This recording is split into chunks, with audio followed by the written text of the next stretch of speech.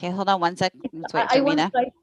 I once tried fasting for Ramadan for 3 days, but at the end of it, I was like, it's such a. I once tried fasting for Ramadan for 3 days, but at the end of it, I was like, it's such a. I think, Mina, I think we're live now. You want to put your video on?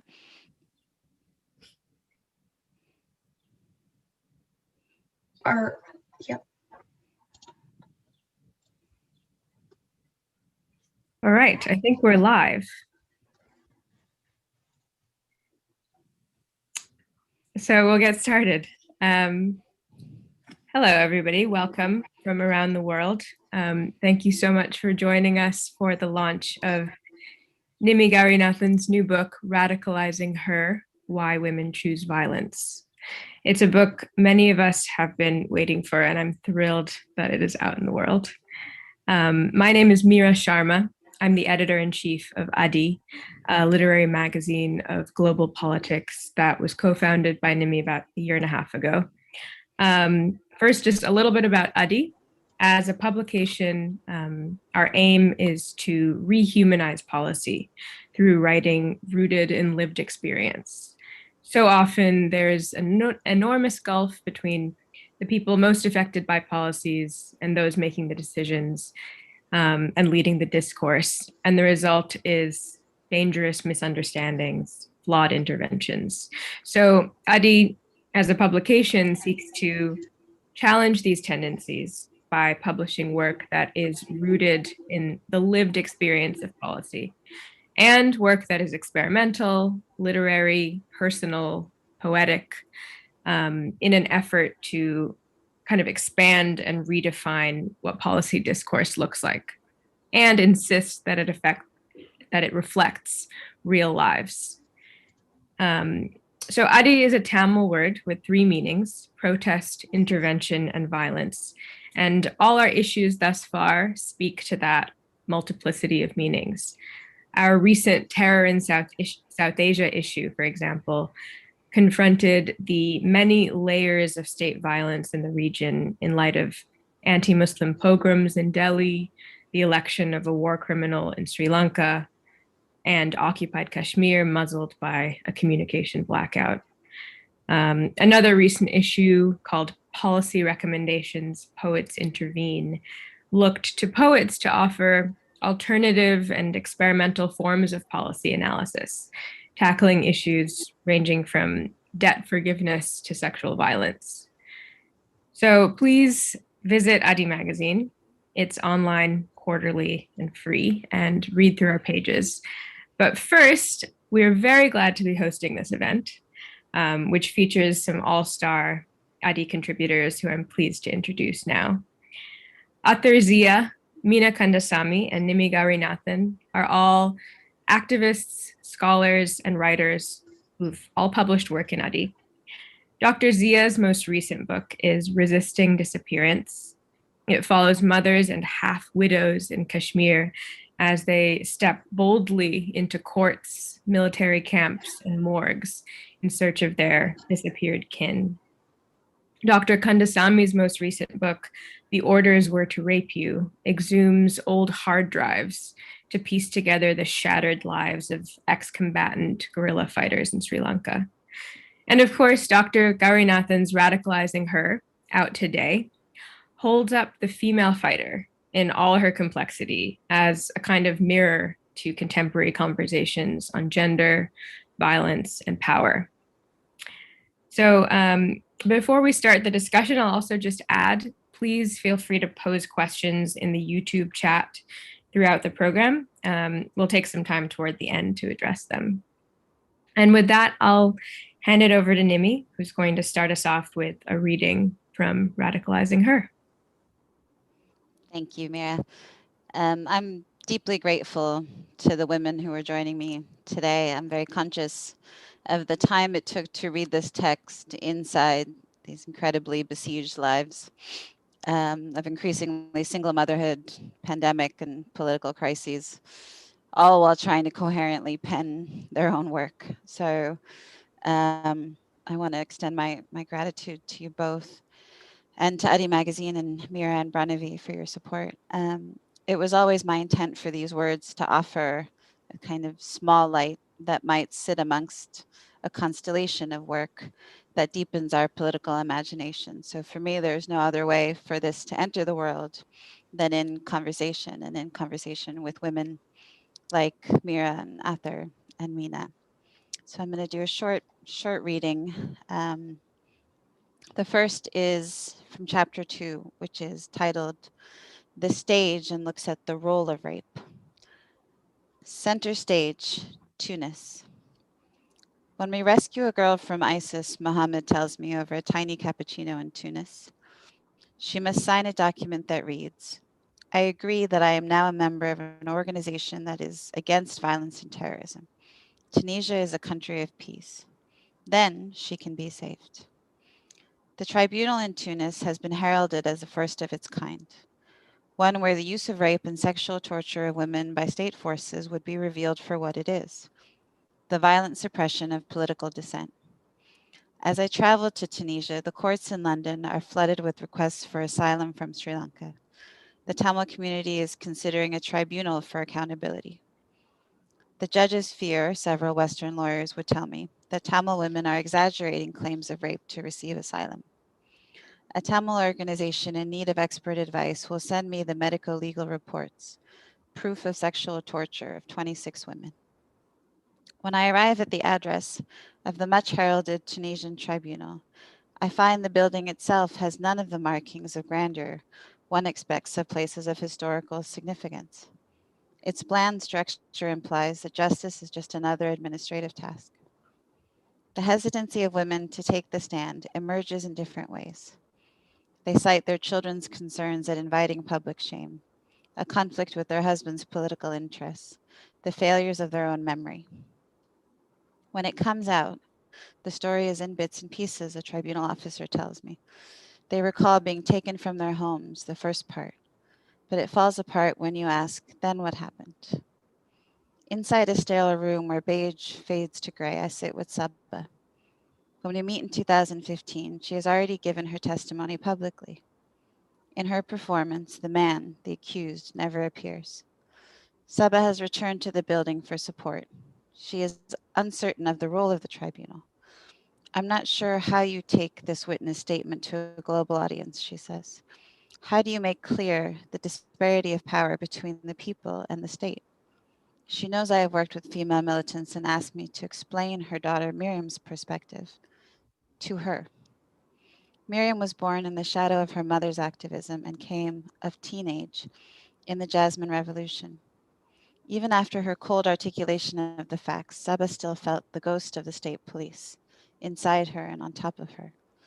Her organs ached with the most natural of movements, sagging skin layered around the scarring that grew darker over time. Miriam was young then. Saba was young then. Listening to her, I wondered, how does rape age inside of women as the world around them moves on unbothered? The state, pulling justification from repressive regimes elsewhere, will argue that Saba's detention was administrative, a matter of procedure, not punishment. As the testimonies pile into a pattern, they suggest otherwise. Saba's anger now fades in the shadow of her daughter's frustration. I think my daughter wants to join the Islamist group in the mountains that is fighting the government, she tells me. As elsewhere, the violence that has been formative to the state's history, its sense of self, will shape the identities of generations that grow beneath it.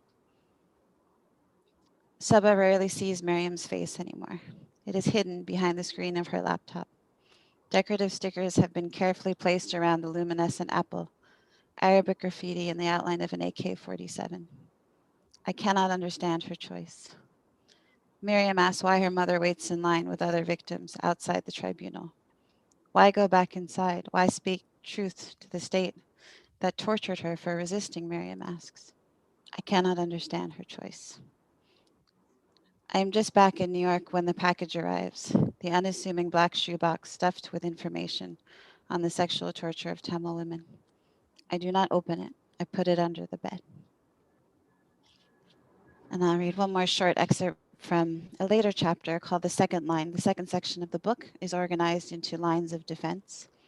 um, behind which women exist. The second line is manipulations of marriage and motherhood. This section is called movement. Vishaka was married in 2001 on the inside. In 2001, Tamil communities fell inside the Elam administrative lines, the Tiger State. Marriage laws for Qadr had been well established by then. Vishaka remembers being the age 21, but she had reason to rush. David and I were very much in love. Both were battlefield surgeons who had learned to improvise and treat the wound with ingenuity and minimal tools.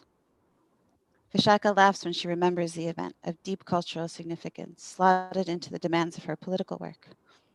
I had surgery at 4 p.m. I was still working on a stuck piece of shrapnel, and the wedding was set to be at 7 p.m.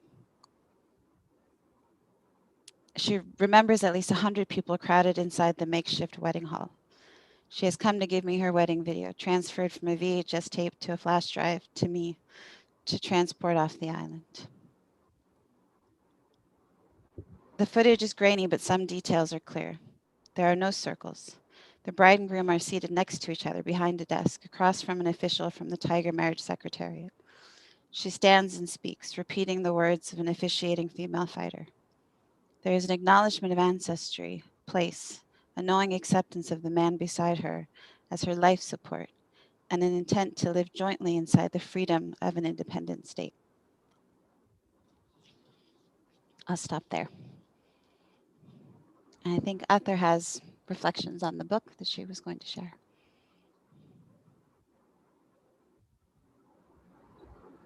Thank you so much, Nimi, for that reading and allowing me to, be a reader for this panel as well. And I'm so happy to share the podium with Mina and Mira and you. I want to begin with some of the things that I thought were really strong and resonated with my own work and the engagements that we constantly have. It is a deeply compassionate book. I don't really want to just say it, but I want to say other things so that they kind of qualify the compassion it shows and the deep homage that it pays to the women's lives and the stories that need to be told. So what I felt was reading the book, one of the strongest visceral engagements in this book that stood out to me is the deeply grappling with the nature of violence, especially when undertaken by women who, as you put it, are wrapped in layered circles of captivity. It reminds me of this classic example of the bird cage in feminist analysis, where each bar in the cage on its own might not seem to be a problem, but together they make a prison. Each aspect of that being, a mother, a wife, a daughter, a lover, fighter, activist, scholar, poet, not limiting in and of itself, but together as unique intersectionalities that they become, it becomes complicated, overlapping patriarchal prison where control, of course, is sought over everyone, but the oppression based solely on gender falls on women first and foremost. The debilitation of female gender pervades everywhere. She's not a consummate woman, if not brimming with extreme care, docility, maternity, and tolerance, and an allegiance to peace, even in the face of the most inhumane treatment. By the same token, she's also not an organic fighter. And if she is one, she must be brainwashed, even when the tigresses, as you tell us, admit that they were motivated to fight. And you reiterate their words, which kind of restores them to us every so often. When they tell you that I have no regrets in joining, the next generation shouldn't hear this shelling. I miss the movement. I worry now with all the soldiers that my daughters are not safe. Women felt safe in the movement, holding a gun. These are affirmations of political beliefs, yet they need to be constantly defended as such. While men who fight often invoked to fight by the same set of circumstances, the hegemony of an occupying state appearing in many forms in daily life, a beating here, a killing of a loved one there, or a general will to fight back. But for men to pick up arms is seen as part of an organic response, an aspect of their human integrity. But for women, it is an emotive issue. The irony here is that irony is men not having emotions or what counts as emotion, and they all come under the rubric of aggression. That is the only expression made valid by patriarchy, which is also the basis of what the disaster that patriarchy has become for everyone. So women are in a double bind, as we see, even when they're called upon as fighters and are delivering, yet they are perceived as not fulfilling an important task, but failing the patriarchal role. This even when they are accorded the respect in the ranks that they join, in this case, LTTE. In the current moment, when the movement is pupating, the question becomes, how do we restore the humanity of the women fighter and defend her? That's the pivotal engagement in the book. And this is connected to the question of violence, as I already said. So how do you defend violence, and will you find allies who support you to support them? Nimi interrogates the question of violence theoretically through a range of feminist scholars, amongst others, Arendt, Solnit, Bell Hooks, Kimberly Crenshaw, even when you tell us that it's not an engagement of the book to look at it philosophically, but through these lives. But the fact remains it's a valid question, maybe the most important one, which also justifies, whether justifies the right word or not, but for lack of a better word here, that these are stories worthy of telling, retelling, commemorating, and learning from. And I like it, Nimi, when you sum it up succinctly by saying that you see this work as expanding the political imagination of what resistance looks like. And that's the word that I'm most comfortable with. Resistance becomes key in understanding these lives that must be restored. And you tell us that the lives of these tigresses are about infinite possibilities that can inform new political realities. And I think we'll talk more about that in Q&A rather than going into it here. So the acts of violence subscribed to by the movement as a whole, or the women fighters specifically, you remind us in Solnit's words that violence is first of all authoritarian. In that context, this is about resistance. Again, using Solnit's words, we have to talk about the industrial scale and systemic violence, and not just the hands-on violence of the less powerful ones. So here we have an example from yesterday in Kashmir. This 14-year-old boy who had joined the ranks of militants was killed. And what the Indian state is talking about is about the militancy, or quote unquote, the war that the world is fighting with itself at the moment, or in popular parlance, which is known as war on terrorism. But the fact that a 14-year-old who had joined militancy, the resistance movement, just 5 days back, he gets killed, and no one really talks about that crime, that state violence, that war crime that is happening against Kashmiris, and in your book that happens against the Tamil fighters. And so your book, as you say, that is a request to recalibrate, to reverse our view of the target, honing in on the violence of the state and the society it is breeding. And you also remind us in Kimberly Crenshaw's words, the attention to context, that we must contextualize any violence of the resistance in the violence that they were resisting. So that's important, and I think that's what we forget so often. So then I do have a couple of things that I think we should be taking in a question and answer, thinking about the politics of innocence, like who should be defended. And that also comes across in the book, this idea of like, I did not hold a gun, but they were doing something else. So the levels of innocence, or the varied aspects of innocence, and who is innocent and who can be defended. While these stories restore humanity and wield power, we also realize the people who populate these stories are tired. The soul-crushing sterility of a story told but not heard is palpable in the book. The tigresses end up repeating these stories, and this is a phenomenon present in most resistances, especially where oppression is growing, and it also means Kashmir for me. The story is told to countless researchers, filmmakers, journalists, and the protagonists are made tired, especially when nothing is changing for them, especially when they find themselves undefended, alone, and again at the mercy of the political order which oppressed them or chose to unsee their resistance as a rank, uncomplicated violence and branded them as terrorists. A tigress tells Nimi, sometimes I think this telling story, this is a torture. So that's something that we as researchers, scholars really have a deep engagement with, and also the power of representation. But what does it mean for people who are speaking these stories, who are telling us and who are giving us these gifts, and if nothing is coming out for them? And one of the powerful observations about the double bind of women in any resistance is facing the critique about who is the enemy of women. And I think that is also very palpable in this case, and also when I think about Kashmir. Is it the state, the community, or their own household? Who should they fight? or fight first or last, or together, or if at all. This, especially in context of women fighting within the structure that men establish, and how liberatory can it be for them, if at all. Nimi connects this not just to the rank misogyny, but to a racialized supremacy, which puts the spotlight on the hatred of specific women. She asks, how do we understand women confronted with the fiery breath of one of the heads that seek to extinguish an entire race, and those that choose to fight the enemy that confronts them, the ones fighting not for women's rights, but the right to exist? These women do not ignore patriarchy, but they first must survive to fight it. These are questions that face women, of course, all genders in different ways, in any movement.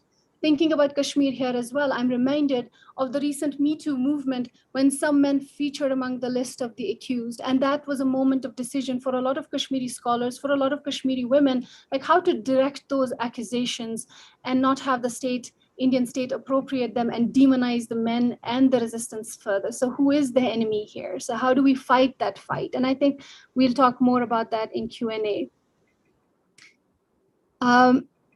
So the other thing the last thing that I want to talk about is that erasure of any form of political act that you talk about.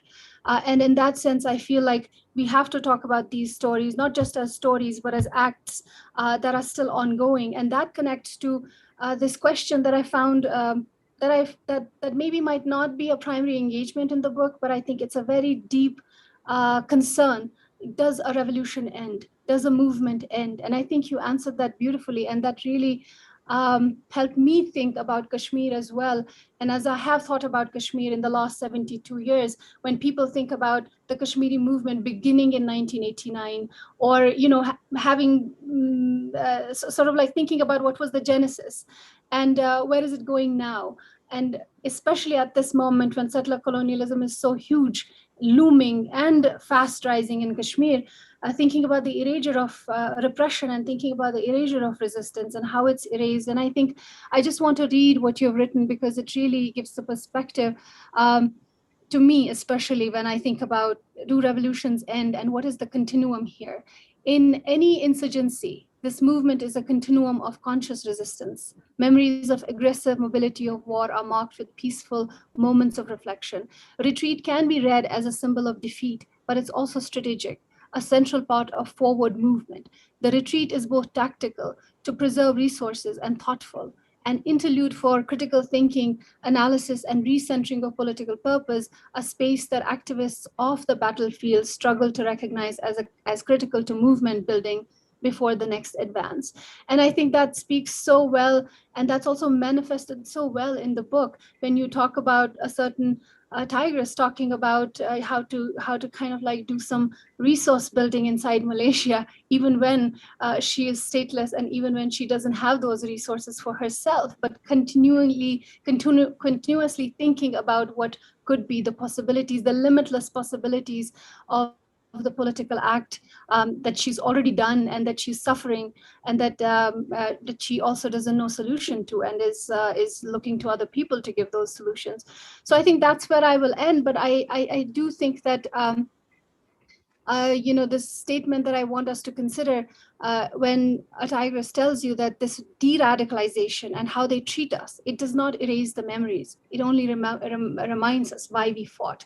And I think that's kind of the crux of what this book is about, this memory of why we fought and how it can be amplified in future and taken to fruition. Thank you so much.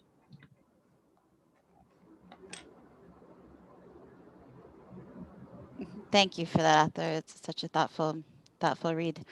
I think that maybe, from the everything that you sort of situated there, maybe we'll pull one question that Mina can speak to first, and then I will. But what struck me most from a lot of what you were saying is, and as relates to this book and to Mina's, why do we center the female fighter?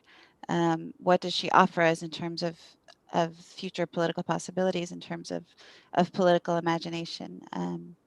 And I think, Mina, I'll let you start, and then I'll offer my own thoughts. So do you want to answer this, or do I ask the question? There was a question at the end of it that we had sort of said that I Yeah, will. I think that it encapsulates the Okay. question in general. Yeah, go ahead, Meena. Um, No, I want to actually broaden this because we are having a conversation on, violence in South Asia. And I want to, yeah, thanks, Nim, for this, really brilliant book that, you spend days reading, but also days thinking. And it's a book that, doesn't dislodge itself easily from your brain once you're, exposed to the kind of thinking that there is. And after having read Nim's book, I was thinking not just of the, Tamil tigers with whom she has worked or with whom I have met and tried to work, but the question of, for instance, the prisoner, the women fighters in the Maoist, among the Maoists in India, for instance. And so it's a question that, goes beyond, let's say, even the Tamil tigers to, let's say, the women who are fighting, who are armed fighters of the Maoist. And you do have, like collected stories of, their life, their resistance. And you also understand that a large part of these women, for instance, their biography would only carry one detail, one women comrade. It doesn't even have their name. People don't know which village they came from. They just knew that this woman was fighting. And then the more you look at these questions, it's also, like what happens when you center these fighters is that not always does this centering happen. Like, I think the tigers got centered also because there was a diaspora, but also because they were, disproportionately higher than any other militant struggle in the world. In that sense, at least a third of the fighting force happened to be women. So, like, we know like whenever there's a Maoist attack, we hear about men. We only think the Maoist fighters are male, but they happen to be female fighters. And there are certain types of female fighters who don't necessarily get centered. It just becomes like another type of, terrorist. And the only times they do get centered is when, the state does what they call encounters, and then their bodies are retrieved, and then their bodies are retrieved, which show signs of torture, which show signs of how the state has continued to inflict not only, its oppression as long as they were alive, but even after their death. So I think that the centering is quite interesting. And for me, sometimes it's also personally centering the women fighter in a way exposes not only patriarchy, not only the reasons of, why they were fleeing immediate oppression and, let's say, the household or something, but also the gendered nature of violence that states visit upon them. So if for the tigers, it was occupation during the IPKF, it was the kind of systematic rapes that the Indian army was doing there, to which, there was no accountability, and how these women had to cope with life after that. So centering them actually throws a spotlight on India. And it's not a spotlight that academics are throwing on India, it's a spotlight that these women were already throwing on India. So when Adi magazine did special issue on women fighters and their work, so there was this poetry that I got to translate, I think, for the Guernica actually, on how all of these poems were actually policy documents. They were like, why is India intervening? Are you trying to be a local superpower? Why are you trying to bully us? And I think that these women were asking these very pertinent questions about state policy. And so, and I think if you have to prove that these struggles are genuine, the intellectual output of these women is what you need to look at and read, and, to approach that. And the other thing is also, when I look at, the fighters among the Maoists, there are two, just I will keep this very brief. One is that for them it's a question of, like Kashmiris are now talking about settler colonialism. It's the very same thing, like forests where the Adivasis inhabit, the indigenous tribal people of India inhabit, they're being sold out to corporates. So women's life just get completely upended. They're either, removed from where they live. Then there's all of the systematic violence of the state, and, complete destruction of who you are and the habitats that you know. So, and these are, and the fact that there is no education, and even the schools that are being built are not schools for being schools. These schools are barracks. So these schools are built so that, when the paramilitary visits, they can use them as barracks. So there is a very, very systematic way in which, and why are roads being put there? These roads are not to make women's life easier. These roads are for, either the army to come in, or for the corporates to transport, whatever natural resources they're looting. So all of this is, I think, it throws a light. I think looking at the women throws light on so many other aspects that simply, just get buried otherwise. And the second thing is, this I'm going to later talk to Dr. Gaurinathan on this. But Nimi, the other thing that I reading your book made me realize was also what happens that once there is a, even a single female fighter, or even like 10 female fighters, then all women become fighters. So in Chhattisgarh, or central India, is what they call the Red Corridor. The jails are filled up. Women's prisons are filled up to like 200 times occupancy. So they're extremely overcrowded, and these women are not even convicted, so they're kept there as under trials. So these women are not convicted, they've not been accused of any crime, nothing has been proven, but they're kept for 7 years, 8 years, 10 years just as under trials. And so what happens is the fact that few women exist as fighters means that this fighter label can be put on any woman to lock them up, to permanently destabilize them, to put them there along with their children. So I think until the pandemic happened with corona, and I think last March or April or June they released about 2000 female prisoners, but until then this was not happening. So it took like a pandemic and a catastrophe for other women who were not even militarized but who had just been given this label to be sent out. So I think it's very interesting that how does the female fighter play into it? It becomes a way for the state to cause further exploitation against women who may not have made that choice. But on the other hand, just looking at these women also lets you look into systems of oppression in the layered manner in which I think Dr. Nimi's book, lays bare. So Thank you for that. I think one of the reasons why this conversation is so important to me is that it's so immediately apparent that every aspect of your thinking, both of your thinking and your engagement in these questions, comes from grappling with incidents as they pile on top of each other and moments and realities for women in these spaces right now. Now, everything is grounded in this everyday experience of the women that you're engaged with, which to me is this massive gap, between um, the forces of power that analyze these women, the forces of power that engage with policymaking, that engage with the intellectual sort of debates around this. I mean, this week there's been an interesting debate, I suppose, in security studies. But much of what was missing in that conversation about the field was that racism and sexism are allowed to thrive in the field precisely because of how the female fighter is constructed, right? So a lot of the book is intended to reveal the structures of how we see this woman, as a threat, right? And once she's seen as a threat, then the various other sort of structural inequalities that are allowed to just exist because she's a threat. And so what Mina is speaking to, of course, is the expansive nature of that label of a threat. Of course, it applies to the current wave of arrests in India, or the ongoing police brutality in the United States, right? How you're constructing a threat to that society. For me, the female fighter, you know, she sort of exists inside these multiple overlapping circles. There's the moral righteousness of nonviolence and resistance, right? There's the entrenched beliefs on the inherent nature of women as peaceful and nurturers, right? And then there's also the rise in xenophobia, right? Islamophobia, various other things, right? So inside of all of these sort of overlapping circles, the female fighter is then disappeared, right? So as a fighter, she's one of these people. She's a monster. She's a sociopath, right? As a woman, she's broken. And, I find that, other your early comments, much of the work on this has been stifled or doesn't exist because of this sort of imperative to condone or condemn violence, right? You're always speaking into a binary. So in order to understand it, I think that what the book is trying to do is to say that first you have to extract from the moral imperative to condemn it, in order to understand, these choices that these women make. You have this discourse that is very clear that violence is a political act, right? And then now increasingly that it disproportionately affects women, but we're still unable to see that this violence has a political impact on these women, that it has a formative impact on their political identities. So one of the women in the book, Sandra, in the FARC in Colombia, would say sort of rhetorically, so if a soldier comes at you with a gun, a woman should respond with what? A Bible, a book, kindness. In terms of the sort of carceral aspect of this, many of the women, of course, in the book were in detention and talk about their time in detention and talk about, I think it is, is a separate, for me at least, it's a separate sort of analytical space, right?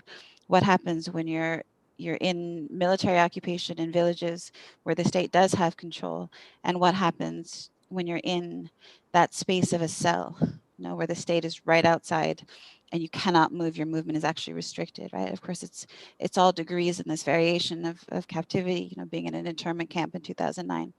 In Sri Lanka, it was very much like living in a cell, right? But in terms of analytical spaces of where violence happens, how it happens, the thinking that happens in solitude, I do think that's a distinctive space, the women who are in detention, who are in incarceration. And they will, a lot of my newer work, I remember when Sandra was talking to her in the FARC, and she told me that there was 50 women accused of war crimes who were still in prison in Colombia, and just with no access, nobody could speak to them. And you sort of wonder, like, if the female fighter herself is treated so badly, these 50 women, who are leadership positions accused of war crimes, who nobody can access, nobody has heard from. So the newer work that I'm interested in is a kind of collection of projects to look at this increasingly brazen state, that is looking to shut down political dissent by placing activists who raise claims of sexual violence in either forced exile or in captivity, right? And it's a trend that I've seen over and over again, activists in Africa, in India and other places, where the women who raise sexual violence alongside their political demands are immediately and easily shut down along the lines, which both of you have seen as well, along the lines of sexual violence, because the state can then play back on the cultural sort of norms, the blowback against this kind of accusation, right? To silence then the political voices of these women. And some of the newer work will draw from this history of obstetric violence towards immigrant women and women being held in detention centers at the border in the United States, and to recode this, right? So this, a lot of the work, particularly on sexual violence, is to be able to recode sexual violence as state violence, as political violence.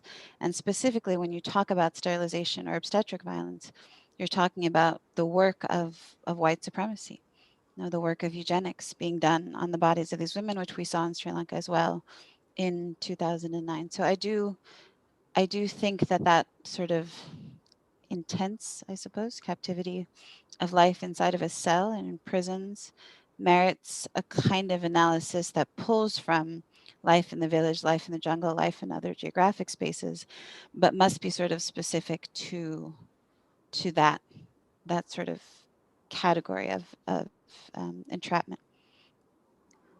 Yeah, I actually have a question for both Arthur and for Nim, and being familiar with your work, was the it's not as much a question as invitation for your comments. Is the fact that how do you think, like, some of these the violence either of the state or the violence of larger patriarchy, how culturally specific do you think it is to South Asia? Like some of the uh, is there, are there, like, when I speak about South Asia, for instance, like last year when I was in Delhi, I could witness that there had been these riots that had taken place, and of course, like, we always realize that women are targeted. In Gujarat 2002, Muslim women were specifically targeted, victims of rape, became victims of rape. But again, there's also these caste tensions that again start to, which make Dalit women of the very marginalized castes having to pay more. And Adivasi activists, in India, for instance, like Soni Sori, actually were taken into custody detention, and the police torture was to put stones into their vagina. So this police officer was later rewarded with the President's Medal for gallantry. So this is what we are talking about. So how specific is the some forms of violence to just South Asia? Is there something you found out in this?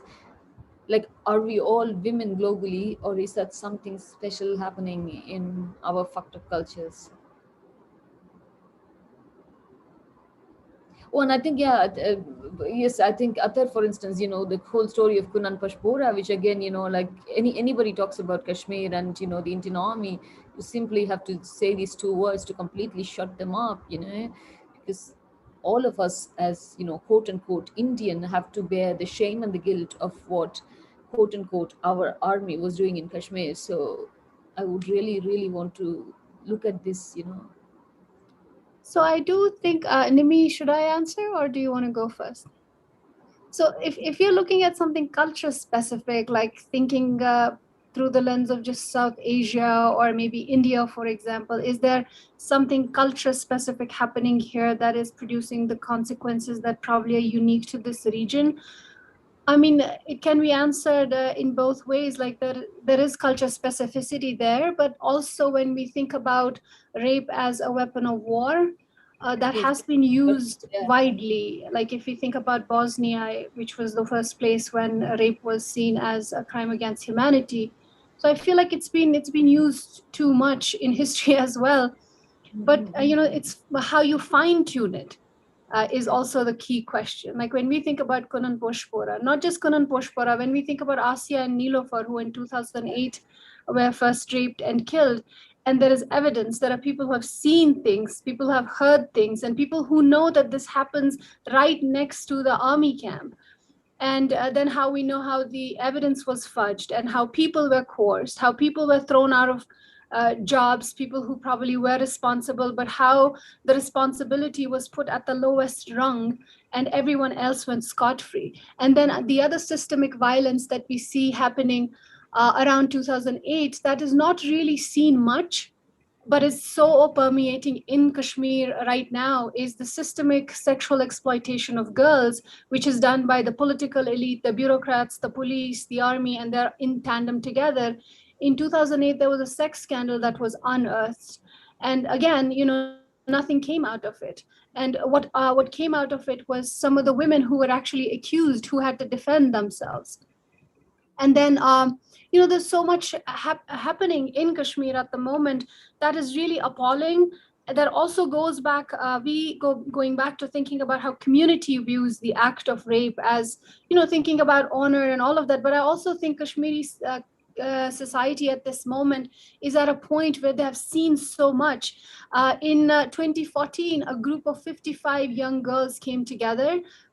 They founded a group as a support for Karan Poshpora. So these were just regular girls, college goers, activists, non-activists, who came together and started fighting the case again. They filed a bill, whether anything is going to come out of it or not. But what I mean to say is that there is like this overarching patriarchal military complex. Then there are several things that are very that are also seen as the Hindu supremacist element in the army, which are actually many times where there are many reports that you can look at. One of the reports by Ritu Devan, which actually mentions, and I mentioned that because that's one of the earliest reports where the army man actually talks about the raping these women because they're Muslim women and things like that. So there is that Hindu supremacist element that has always been there.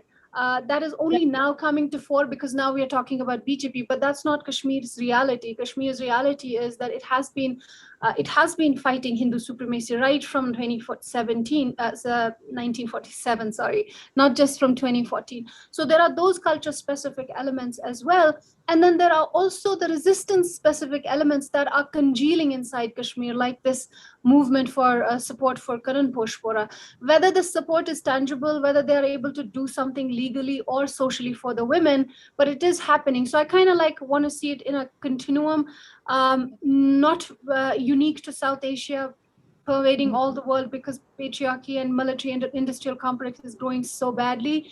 And at the same time, the culture-specific elements that are present inside the Indian Army, which really makes it that it does have a very strong, and it's evidence that it is a Hindu supremacist army.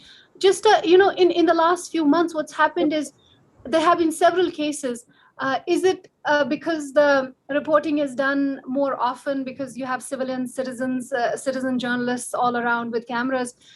But this girl last year, you were talking earlier of this Soni Suri's case where the police officer was rewarded with a gallantry award. In Kashmir, there was this major of the Indian Army, Litul Gogoi, who actually made a man a human shield and then was awarded for gallantry. Then he was admonished, he wasn't even admonished. And later on last year, he was found to be sexually exploiting a young Kashmiri girl. And he was actually making it seem like as if there was consent when this particular person is in the region under Armed Forces Special Powers Act, which completely protects him. And then he had also barged into the house. He'd also portrayed as a regular guy on Facebook to lure this particular young girl. So he had done everything in his power as the army he projects and as the army he imposes in the region. At the same time, he'd also like kind of created this civilian patina around his behavior and ensnared this girl. And then finally, the FIR, when it was getting lodged, they were trying to distill it with saying that there was some sort of a consent between this girl and this army man. So that's kind of like the most mundane end of what Kanan Poshpora is. So you do see that range of sexual assaults being done in sort of different forms, but there are like, if we kind of like look at them, there are culture specific elements where Kashmir is seen as a place where these women are not just fetishized, but they're coveted as well.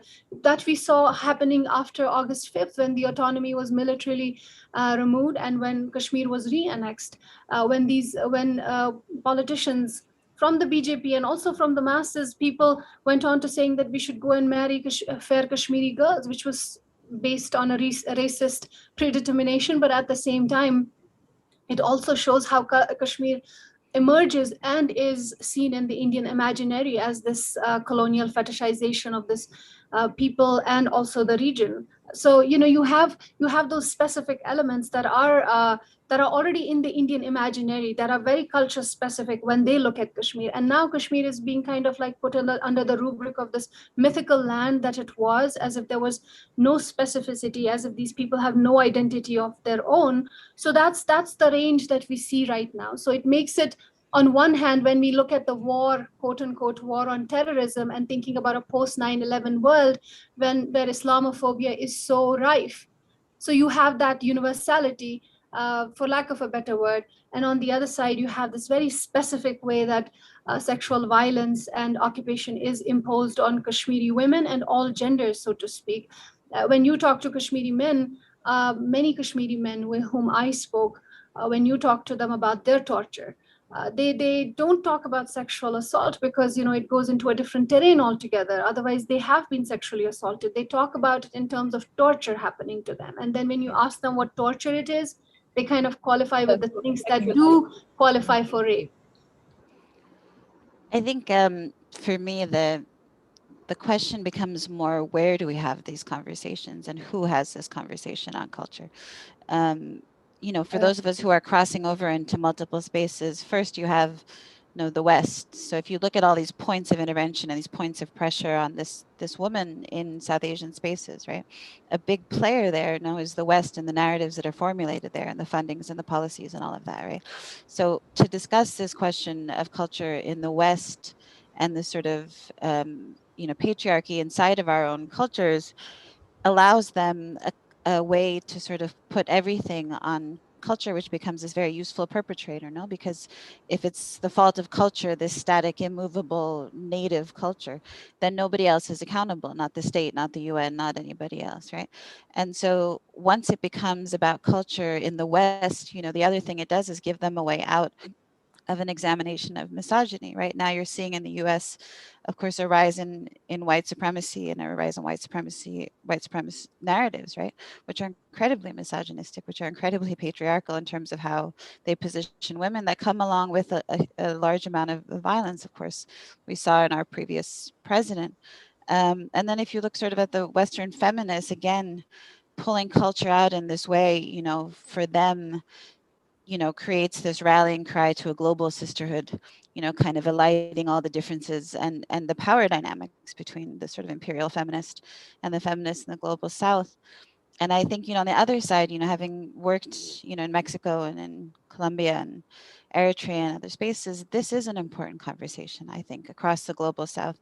There have been important collective meetings, in my work, at least, of female fighters in the Philippines in the 1980s and in Cuba very recently, where the female fighters are able to grapple with this kind of machismo or misogyny or whatever it's called in different cultures that manifests itself inside movements.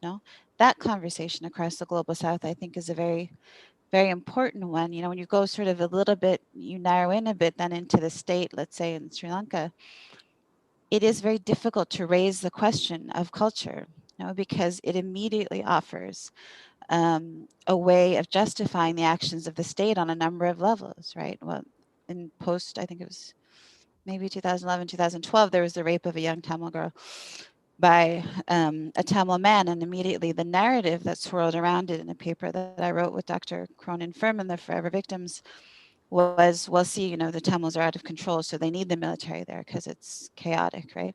And Tamil men are drunk and they're abusive. Well, why are the Tamil men drunk, right? Because they've opened liquor shops now inside of refugee camps that are government-run liquor shops, right?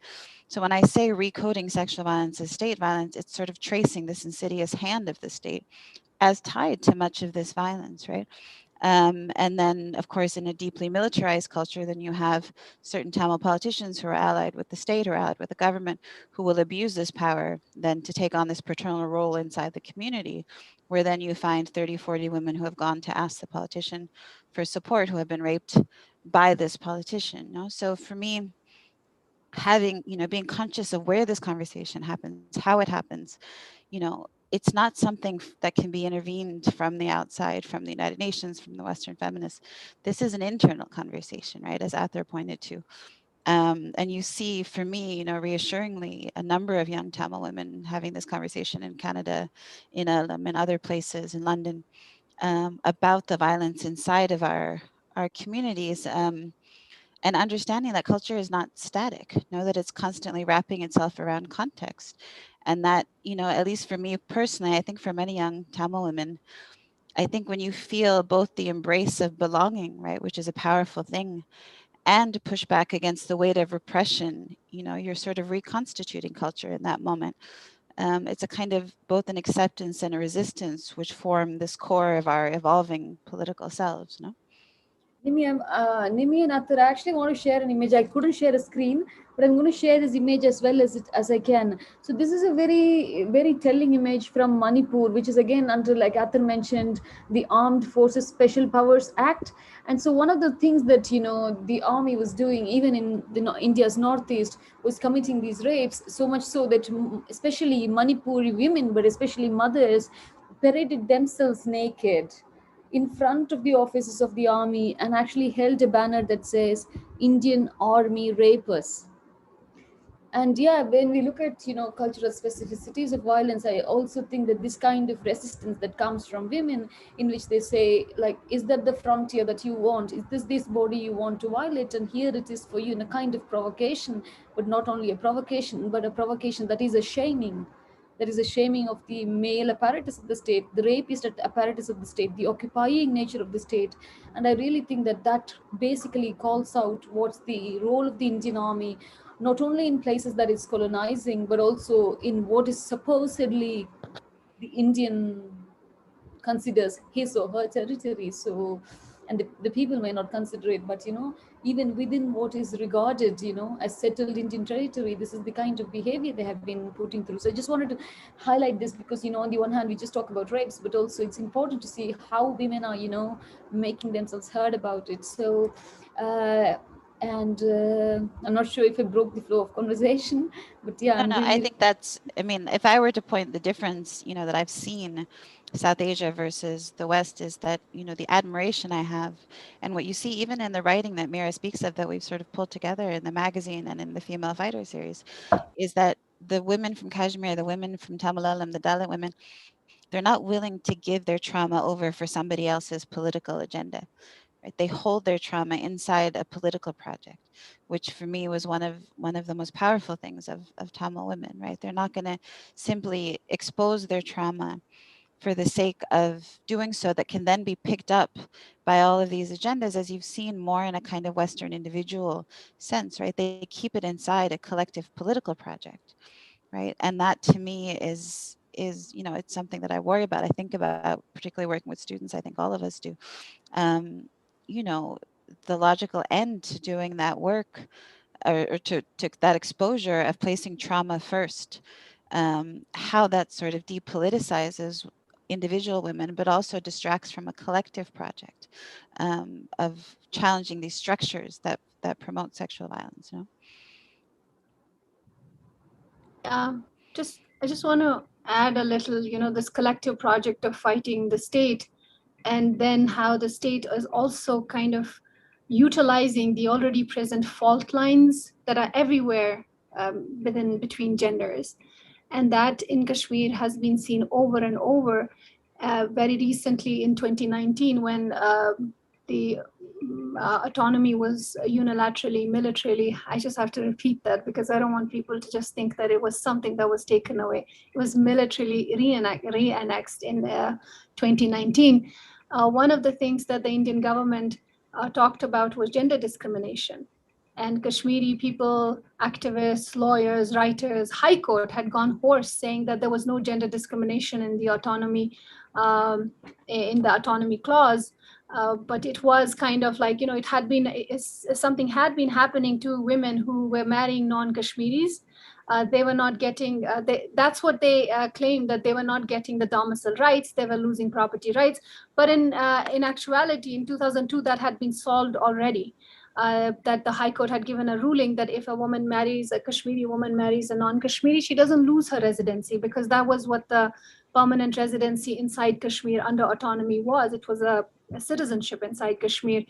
And there were some bureaucratic things connected to property rights for the heirs, which was a problem, but that was being educated case by case basis. And there was a committee, again, which was mired in red tape, wasn't able to do it.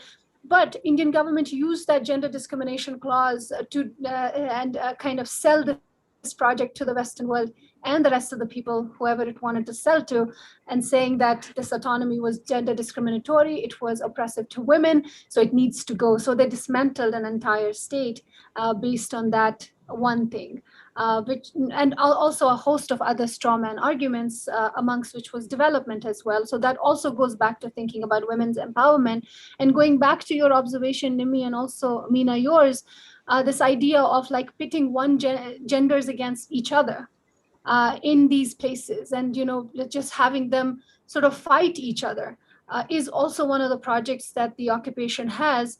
And we see that over and over, this gender discrimination clause, there was all these debates. And I'm not saying between women who are political activists for resistance, it wasn't a debate between them, but there was this debate created as if men and women were debating whether autonomy was gender discriminatory. So that was happening for the last 1 decade almost. There were so many articles when it was proven that there was no law as such to bar these property rights going to the heirs, but there was some educations that needed to be done. So that's one thing. And the other thing that I mentioned earlier was talking about the Me Too movement, when that happened inside Kashmir, and that when that narrative began to be appropriated against Kashmiri men in a different way, not just in the way that was productive for women, but as a tool of occupation, again, to demonize Kashmiri men.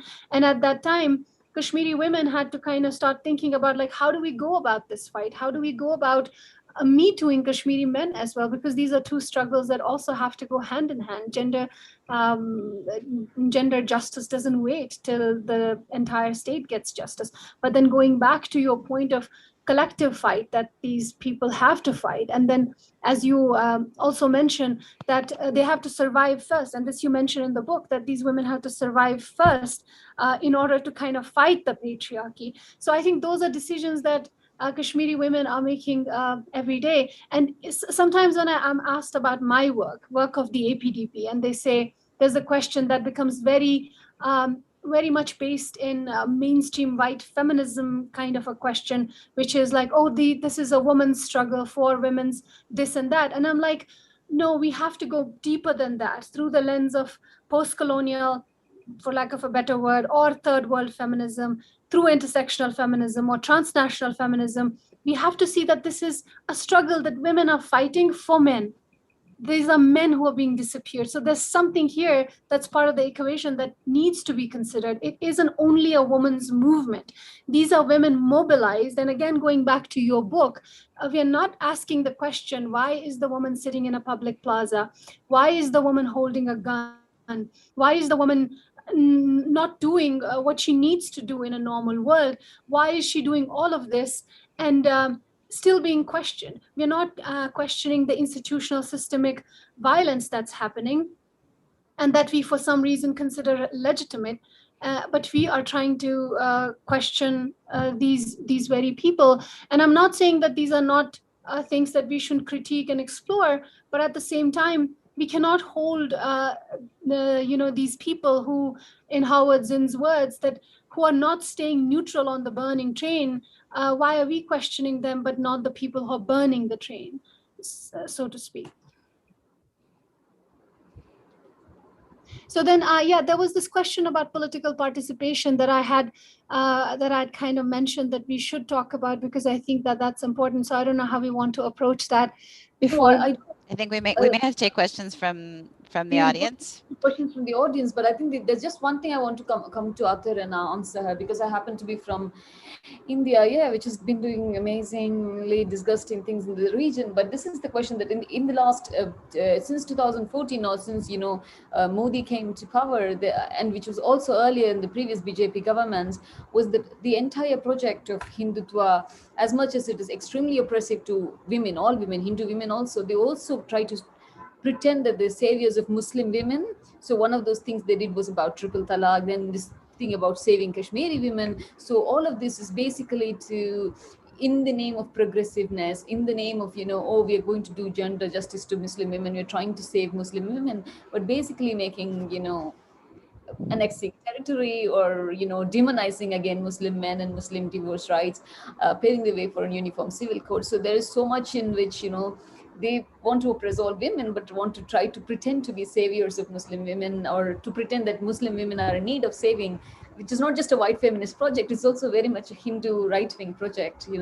I just wanted to add that. And political participation is again another different question for different day. We possibly take questions from the... Just to add to that, Meena, there is this distinct weaponization of women that happens in this moment, in also mainstream Western feminism. And for lack of a better word, what's happening to Kashmiri, this imperial brown Hindu supremacist feminism. So just to add to yours, and now we can go to the audience questions. Yes, absolutely. Can we take questions, Meera? Sure. Yes. So I'm gonna pose a sort of two-part question that distills a couple of points that have been raised in the conversation and from the audience. So you've all spoken about the sort of delicate, difficult task of storytelling, how the cost of storytelling and the effect of having to tell stories on the sort of protagonists. So first, how does representing women as fighters become a narrative propagated against women, or a way to undermine their struggles? I'll ask you all to respond to that first, and then think a little bit more broadly about, in your own work, given how well aware all of you are of the cost of storytelling, and the fact that being sort of asked to tell and retell experiences of violence, of war, is exhausting. How do you grapple with that in your own work as writers and chroniclers, both in telling your own stories and those of others, recognizing the necessity of highlighting these experiences while also recognizing the cost? So perhaps first begin with the question of the dangers and pitfalls of representing women as fighters. How does that become a narrative that can be propagated against women, particularly in a post 9/11 context? I can start with that question. I think it was never a question for me, because this is how these women saw themselves. I don't know that I could have represented them in any other way, other than the sort of a very intense connection they had to the multiple sort of fights they were leveling at the same time. And that being central to their identity. I know that there is this massive gap in how we understand broadly feminism, in not being able to grapple with the politics of women who first we don't agree with, right? So it's not only sort of the fighter is a mode of violence, a mode of political expression, right? That they've chosen violence, right? That in itself places them outside the feminist purview. But there's also the women who we don't agree with, right? Whose politics we don't agree with. who don't fit into the Western agenda, who are anti-democratic, let's say. No, I mean, this conversation, we had a conversation 2 years ago with some activists in Myanmar, and recently in a talk, someone asked me, what does this book mean for feminists? And it's a question that is very uncomfortable for me because in some senses, I feel that we've really explored a discomfort with gender descriptives, but this term in itself still feels politically unsatisfactory. It's both restrained by these commitments, to things like nonviolence, to exclude the political aspirations of certain women who consider themselves fighters. And it's also used as a sort of expansive coverall, where one only need don an anatomically incorrect pink hat to cover a flimsy political platform, right? And so I fear that, by framing everything around this sort of understanding of the feminist, um, there's a kind of paralysis that can set in without this sort of preset place to put your thoughts, right? And to push past that, to be able to think more complexly about the women who are not included in that space, but perhaps to think of it from a different vantage point. To me, it's more interesting to think of it as, this young Kachin woman in Myanmar asked, why is nationalist a bad word? Genuine question, like, why is that a bad word? So what does it mean, rather than what does this teach feminists? What does it mean to engender a struggle for separatism? What does it mean to engender racial justice struggles? What does it mean to engender nationalist struggles, right? How do we draw those sort of complex dynamics together in terms of writing these stories? I think there's an attempt in this book to grapple with real raw honesty about the difficulties of this work, in hopes that, it provides some space for future activists and researchers to place their own complicated emotions. But um, I think the danger is in feeling that you can disconnect from complicity. All of us are complicit, no, in these systems, and in the really sort of extractive work of pulling trauma from women, from women's bodies, from women's experiences. But I think that it's this sort of consciousness around that role that you see missing in a number of outsiders, right? As the consciousness grows, you can create at least some distance between yourself and complicity while never disconnecting from it, and telling these stories. And for me, again, going back to the question of the female fighter, it is about a kind of authenticity of representation, which means that you fight back against, as Mina has done, as Ather has done, as I have done, against a publishing industry, against editors, against all of these gatekeepers, to make sure that everything is as close to the subject as you can make it, whether it's form by representing something in fragments, to mimic the fragments of war, the fragments of traumatized memory, whether it's decentering yourself, which, particularly Western publishers hate, um, whether it's, the form that you choose, narrative nonfiction versus academic, because you want to reach an audience that can be mobilized politically, right? All of these decisions, I think, come back to this question of storytelling in a way that you feel comfortable, moving forward. And again, acknowledging complicity, but feel comfortable that you have done your best to authentically represent the struggles of these women. uh, in answering this question, actually, I'm not going to answer this question about telling stories of trauma. I find that very traumatic myself and triggering. But I just want to actually go back to Nim and to Ather's work, and the fact that you're both academics, and Nim just mentioned it. The fact is that you're both academics, and Nim, for an academic, you've written a book that's not only intellectually very layered and philosophical in terms of looking at the philosophy of violence itself, and the philosophy of gender with violence. But for me, the major question is, as an academic, how do you feel, because a lot of academics try to make their work inaccessible, and how do you feel that you've written one of the most very poetic, very lovely, readable, like there's certain so much lyricism in what you write, even though the subject itself is so dense. Like, what do you feel in terms of with response to your academic peers? How do you think this would be taken within the academic community to do this kind of writing? Do you think people who just try to somehow collapse your work into the fact of who you are or where you come from? Or in other words, do you think a white man writing a similar book or a white woman writing a similar book would be looked at a different level of scholarship? I'm just asking these general questions. Like, and the same applies to Ather as well, like especially as academics in a field that's far more I think white dominated than, let's say, general fiction writing is.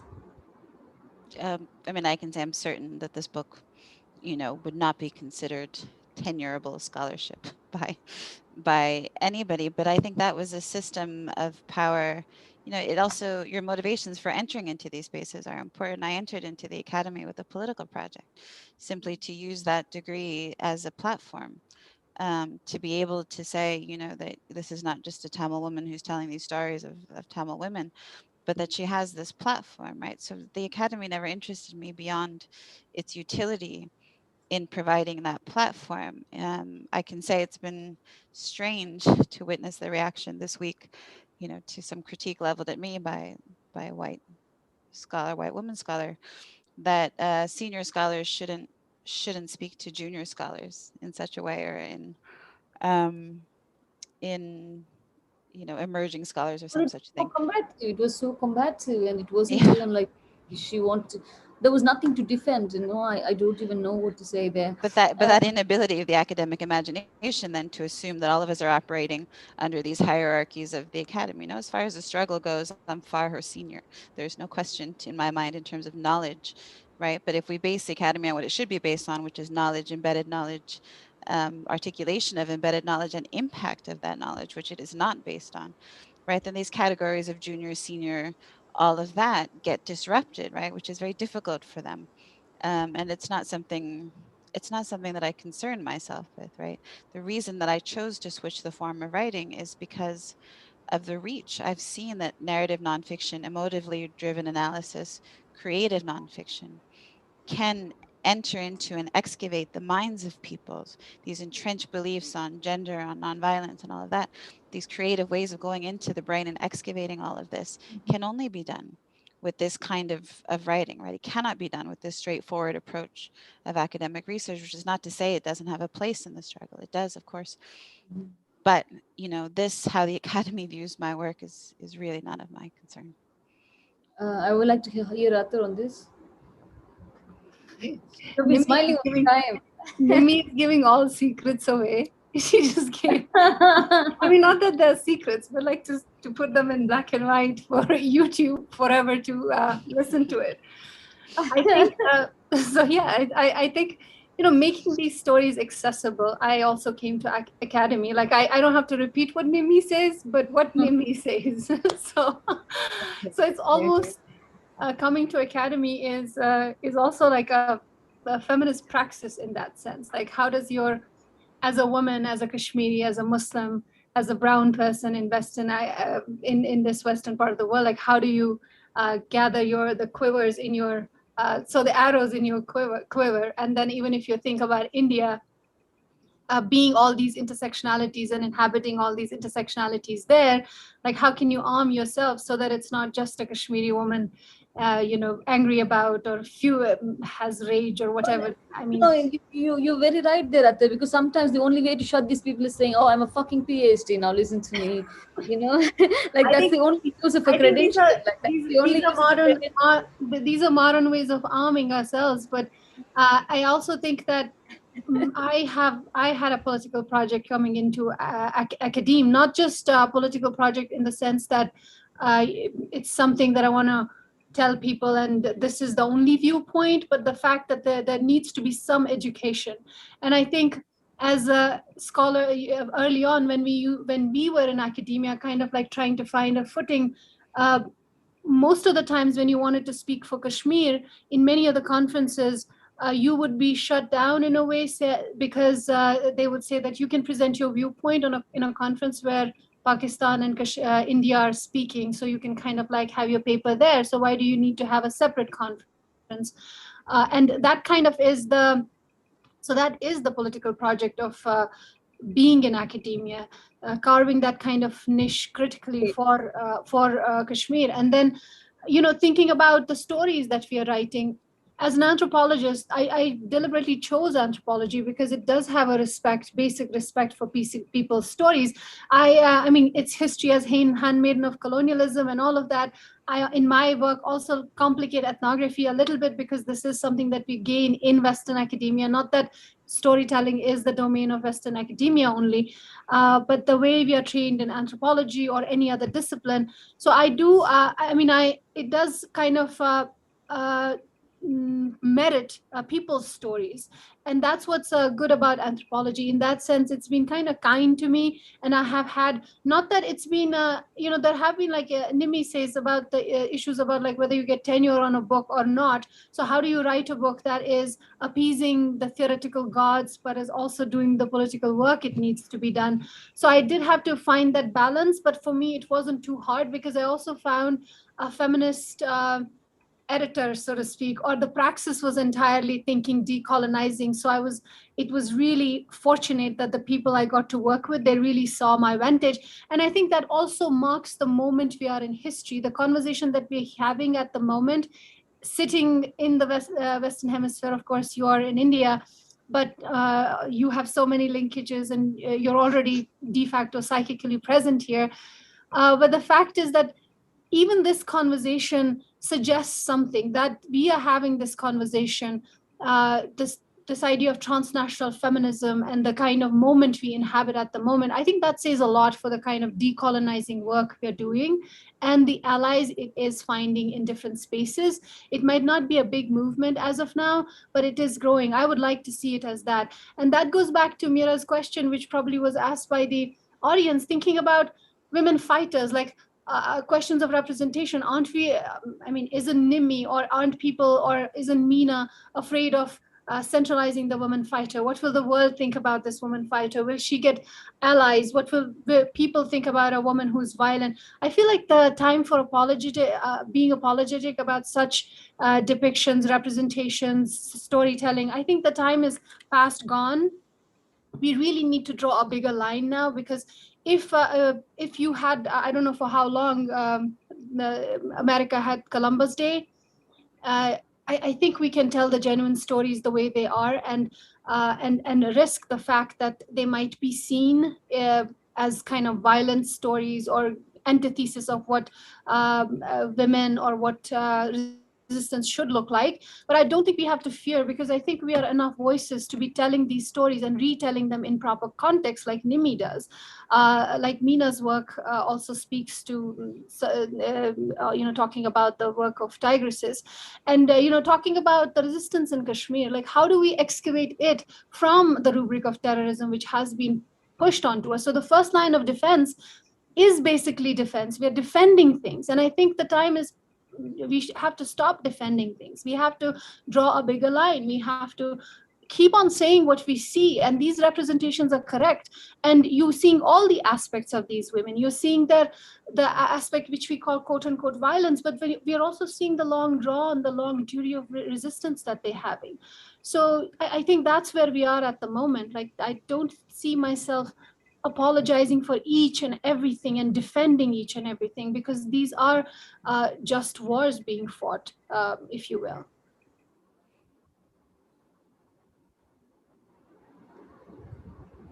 Mira, do we have to close? Thank you so much. Yeah, we could take one more question, perhaps, and then wrap it up. Okay. So this is something you've all kind of just also briefly touched on, but I think it's an interesting question to sort of leave us with, which is the question of the role of retreating. What is the role of retreating in long-term complex movements? And how do the three of you think about this, both practically in an activist sense, but also philosophically, the question of when to pause, when to pull back? I can answer quickly. Just my first, to sort of end on the previous point, I think that it's really important to highlight that there's a lot of us, there's a growing mass of people who locate power in alternate spaces now. So you're not going to be intimidated by the power of the academy or other forces, because you no longer locate power there. It's in this growing mass of women, of mobilizers, of activists on the outside. Um, the retreat for me, the reason that the book is framed, or that chapter is framed in Advance and Retreat, is maybe in response to a particular political moment where there's these hastily erected political platforms on social media, rather than sort of particularly a younger generation really sitting with discomfort, sitting with things that you disagree with, sitting with things that trigger you or whatever it is, no? And being able to sort of marry that with critical thinking to provide insights, right? And not to sort of have these political platforms be so flimsy, so easily collapsible. You know, that the retreat is strategic, right? That you pull back to sort of, you know, the way the fighters thought about it and the way that I think about it. You pull back to analyze, and a lot of this, you know, speaks to, again, something that concerns me in the contemporary discourse, is a public versus private sort of line that's getting blurred, right? There are conversations that should happen inside the struggle, right? That are being taken outside of the struggle, or be taken publicly. And to me, you know, that always articulates something about the true connection to a political struggle, right? Particularly in this environment, when you take things publicly, what are you doing to the struggle? Are you fracturing alliances? Are you, right? Without, you know, there are conversations that can be had privately, that should be had privately, right? And I think that's what I would like to see more of, you know, and sitting with some of these early fighters in London, they would talk about how the Eritreans and the Palestinians and the Libyans, they all sat on the floor and they listened to these lectures from Tigers and from other people, and it was like a family, you know. And I fear that that notion of a family across resistance struggles in the global south has become fractured in these very divisive identity conversations. And I would like to see that aspect of political education that I think we're missing, and not just the history of our struggle, but the history of how all of the struggles were connected to each other. That to me is where we should be right now, in terms of rethinking a struggle that is much longer than any of us.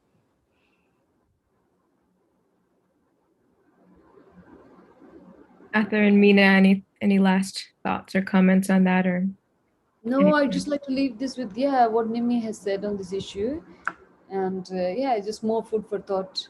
I don't have anything specific to add. I just like to add that, you know, when we think about retreat, there's so many ways of thinking about retreat. Like, what are we talking about? What retreating is this? Is this retreating from a war? Is this battle?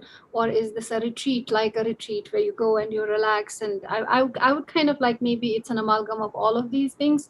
I would say that movements do need a pause. They need to consolidate. They need to look back. And I already mentioned in my comments that Nimi does talk about this continuum, like do revolutions end? I think one of the engagements in the book is that as well, because these fighters, when you talk to them, they do talk about I mean, one of them categorically is also trying to seek resources so that she could go back, and you talk about how impractical her entire project is, but she's still in that mode, thinking about what can be done and the possibilities of her current position to fuel her dream or her desire for her own homeland.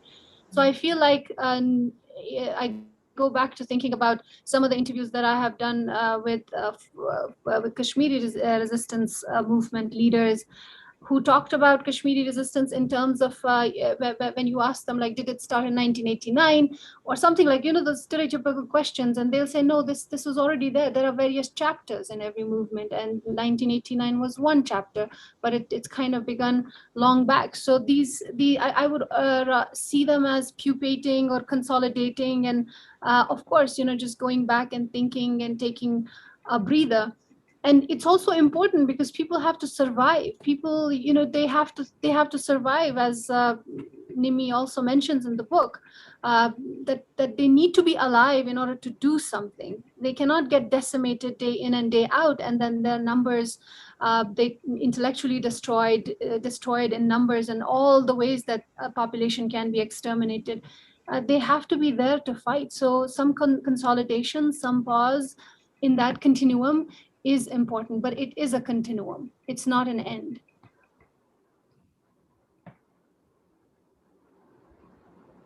Excellent. Thank you so much. I think we will end it there unless there are any last words. No, just my gratitude to all But of thank you you, for Neil, this for writing this conversation. book for us. So yeah, we really have to. If it's a large audience, we'll clap for you. But thank you for writing. Thank you so You much. know what the Thank audience you. is. Thank you so much. Thank you. Thank you Thank so you much, all. everybody, for joining us. Please go find the books of these brilliant people and visit Adi Magazine, and have a lovely day. Thank you so much. Thank you. Have a good day. Bye. Thank you, Neil. Bye.